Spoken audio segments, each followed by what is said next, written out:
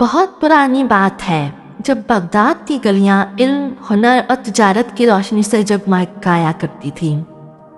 اسی شہر کے ایک غریب محلے میں ایک نوجوان رہتا تھا جس کا نام قاسم تھا۔ قاسم کے پاس دولت نہیں تھی، مگر اس کے پاس ایمانداری، محنت اور صبر کا وہ خزانہ تھا جو ہر تاج و تخت سے قیمتی ہوتا ہے۔ قاسم کے والد احمد صاحب کبھی بغداد کے معزز تاجروں میں شمار ہوتے تھے، مگر ایک بڑے سوداگر کے دھوکے نے ان سے سب کچھ چھین لیا۔ اسی صدمے نے ان کی جان لے لی۔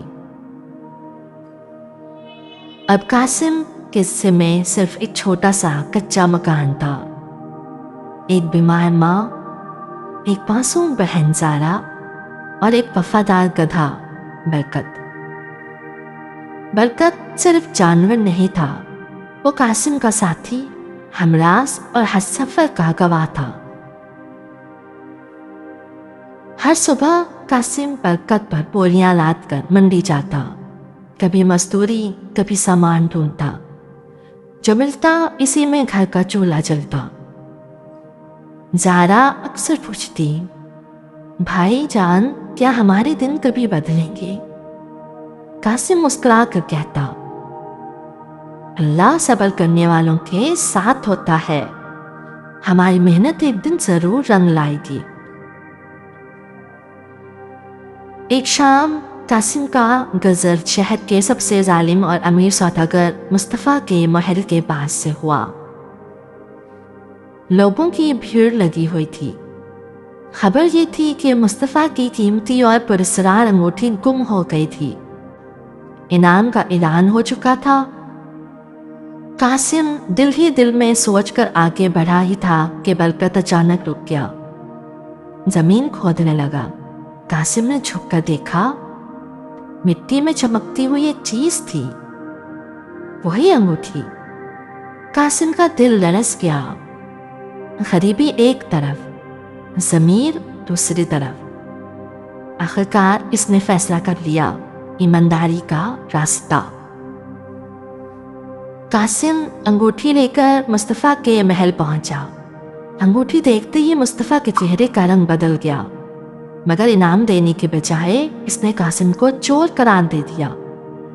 اسے قید میں ڈال دو۔ قاسم چیختا رہا، مگر سچ کی آواز طاقت کے شور میں دب گئی۔ جب قاسم گھر نہ لوٹا تو ماں اور زارا کا برا حال ہو گیا۔ زارا نے سچ جاننے کی ٹھان لی۔ برکت کے ساتھ وہ اس جگہ پہنچی جہاں انگوٹھی ملی تھی۔ وہاں اسے زمین پر گھسیٹنے کے نشانات اور ایک بند دروازہ ملا۔ دیوار پر بنا ہوا ایک نقش بالکل ویسا ہی جیسا انگوٹھی پر تھا۔